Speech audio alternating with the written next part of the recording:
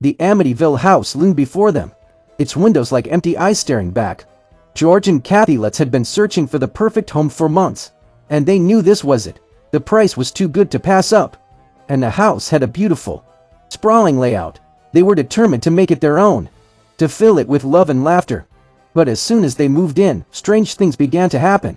Doors would slam shut on their own, and the sound of heavy footsteps echoed down the hallway at night.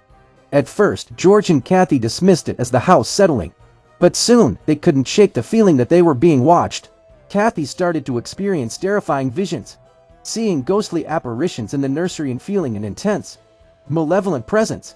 George became increasingly withdrawn, as if something was sucking the life out of him. The children, Daniel and Missy, began to act strangely, complaining of unseen friends and unseen terrors. Kathy tried to stay strong, but the house seemed to be exerting some kind of dark influence over them all.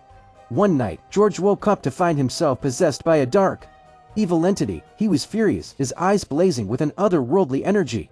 Kathy knew she had to get the children out of the house, but George's strength was too much for her.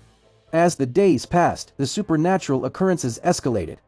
Objects moved on their own, and the sound of whispers filled the air. The family was trapped in a living nightmare, and they knew they had to escape. In a desperate bid to save her family, Kathy convinced George to leave the house, to get out while they still could. They fled the house in the dead of night, leaving behind most of their belongings.